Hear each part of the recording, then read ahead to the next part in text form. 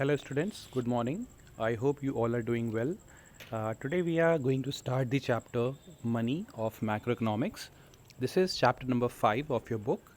So first of all, as I'm telling to you what is money. So what first comes or what strikes in your mind? I guess as I'm saying the money, so few currency notes or the picture of dollar or rupee sign strikes in your mind first, or it may be some gold or some coins comes in your mind first. So here we are going to discuss in detail about the forms of money, and we will also discuss about the basics of money and its definition. So what actually money is nowadays we are looking at, it was not the same earlier also. If you are going hundreds of year back or uh, millions of years back, or not millions actually, centuries back. So it was not in the same form like today we are looking at the money. Like as we are looking money today, so it is in the form of coins, notes, plastic currency, plastic cards, credit card, debit cards, etc. So what basically money is, it is very important to understand here. So we have a definition on screen. Money is a medium of exchange and it allows people to obtain what they need to live. This is the basic definition for money, like the things which are completing our needs or which are helping us to obtain what we need is called money, and it is a mode of or medium of exchange, right? So this is clear to us what is money. And another universal definition is here. The definition is money is anything which is commonly accepted as a medium of exchange, measure of value, unit of account, and standard of means for standard of deferred payments. Deferred payment means future payments. So money has usually these all the qualities. So we can say कि money is a medium of exchange, it is a unit of account, measure of value, and it also have the quality of means for uh, deferred payments. Okay, so now we'll move to the next topic after that term. Our next topic after that definition of money is barter system. We were saying कि earlier the form of money was not the same as today we are looking at it. So money has traveled a long time to reach the current form of the currency notes. What were its earlier forms? Those forms were earlier the money was in the forms of the animals, the coins, the metallic coins, the cells, the shells, the pearls, the jewels, or we can say it was in the form of animals. So we were using them for doing or making the exchanges possible. So earlier, there was no monetary system. Money was not invented that moment. Currency notes and coins were not there. So at that moment, we were using the method. That method was called, or it is called, barter system. So we have here the details given on a screen. Before the development of a medium of exchange, that is money, people would barter to obtain the goods and services they needed. Two individuals, each possessing some goods the other wanted, and would enter into an agreement to trade. So, whenever people were needed, the goods, they were going to the market and they were exchanging goods with the goods. And that system is also called CC economy, or we can say commodity for commodity economy or system. So, this is your barter system. So, again, I am revising the term.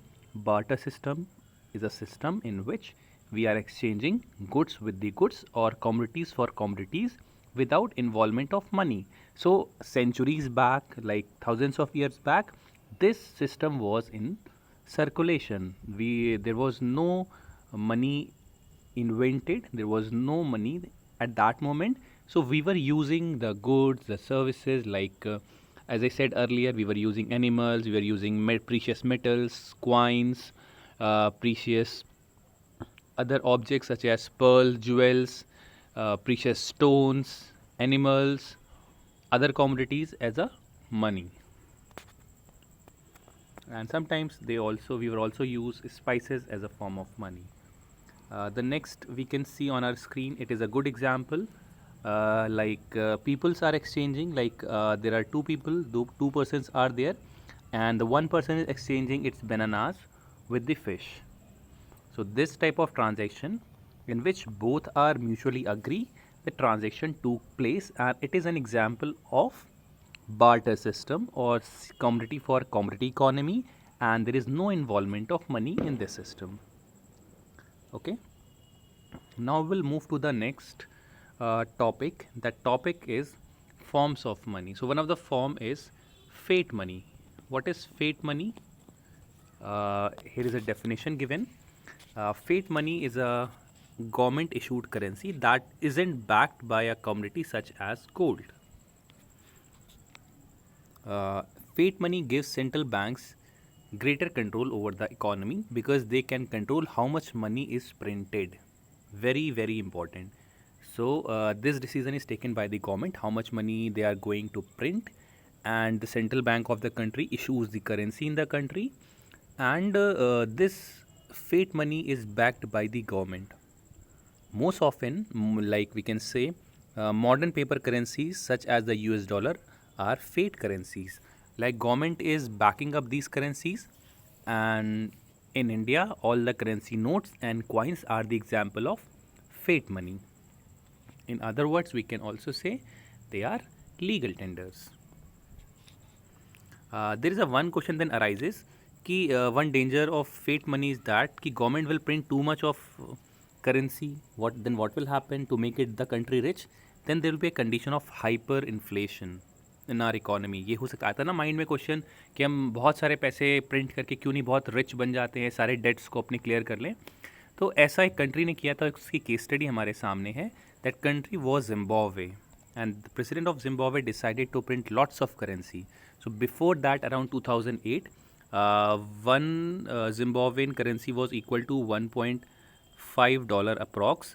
But now the situation is so worse in the Zimbabwe, and even just to buy a bread, you have to carry bags of bundles of money to purchase.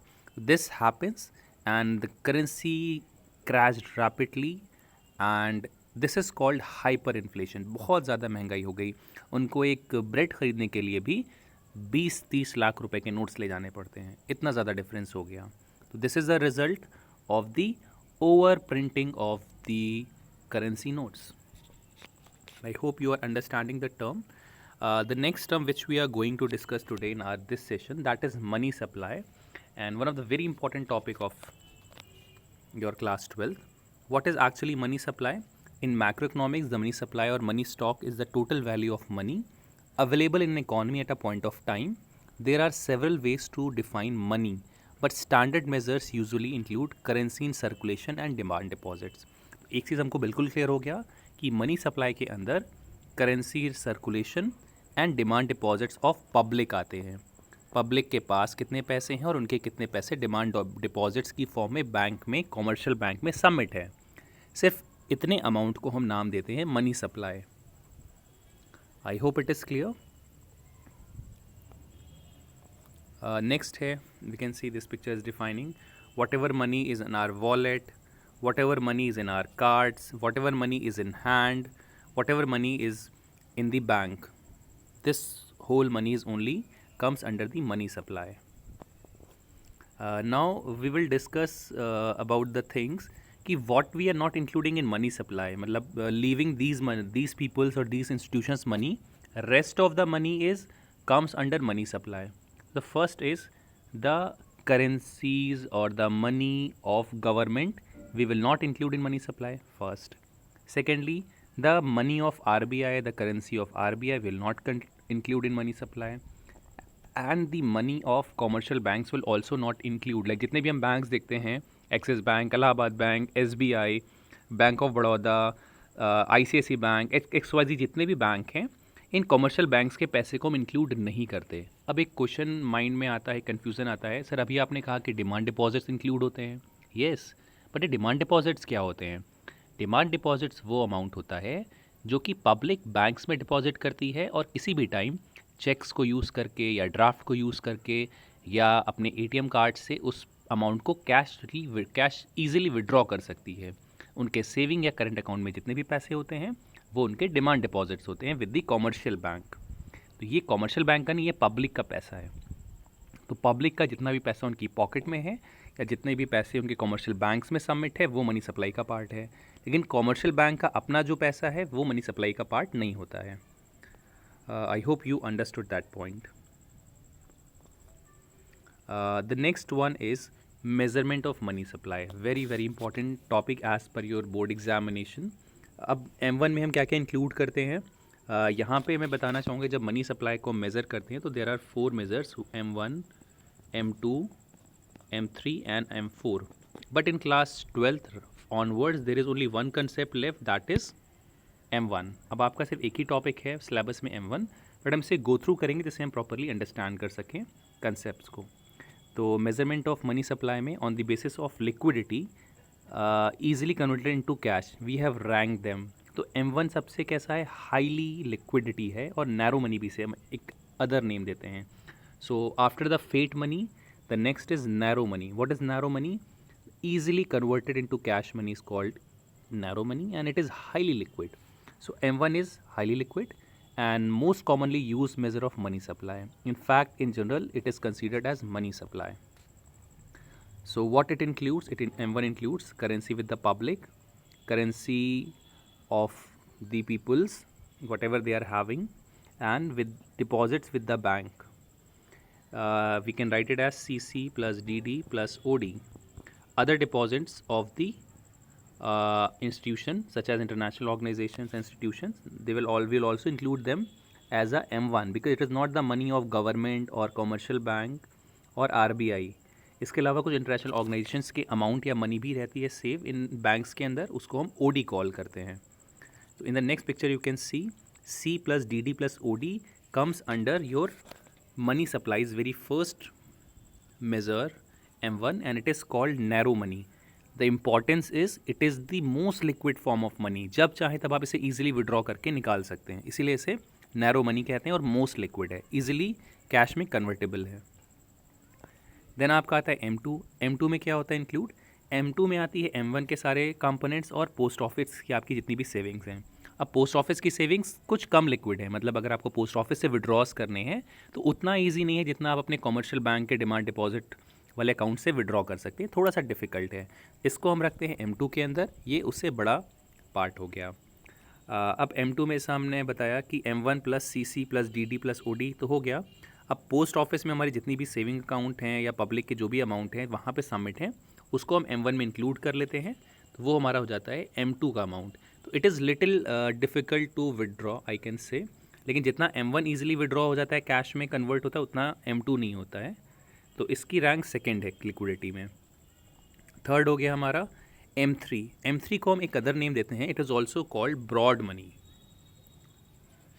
ठीक है, तो इसमें क्या include होता है? M1 पूरा C plus DD plus OD plus time deposits. Time deposits is also called FD। FD या RD इसमें आते हैं आपके। फिक्स डिपॉजिट या टाइम डिपॉजिट्स जो हैं, ये मतलब टेन्योर होता है, ईजिली कन्वर्टेबल नहीं कैश में, आपको 5 साल 10 साल रुकना पड़ता है, तो ये लेस लिक्विड है in comparison to the M1।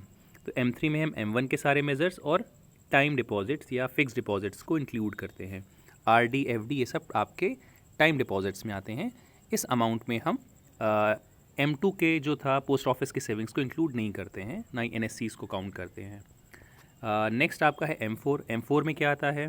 ये ब्रॉड मनी है। M3 एंड M4 दोनों को ब्रॉड मनी कॉल किया जाता है।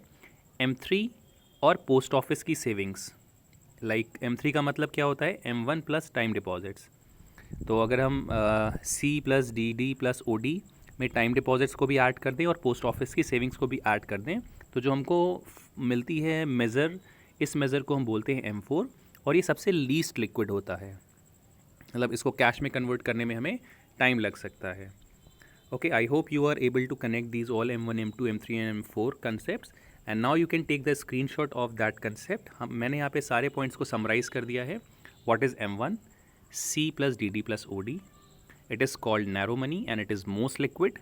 Then M2 is here, M1 plus post office savings is called M2, M3 is M1 plus time deposits और FD and RDs of the banks. And M4 में हम क्या include करते हैं, M3 प्लस पोस्ट ऑफिस की savings को. NSC को include नहीं किया जाता यहाँ पे.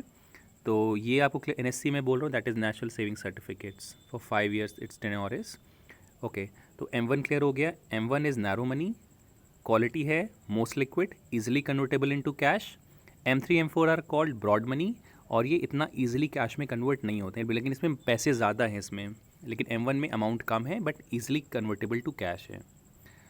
So I hope students the M1 term is clear to everyone of you, and if you have query doubts you can comment, you can ask your queries, and I'll meet you in the next session with the more points on the money and banking related topics. Okay student, so see you in the next session.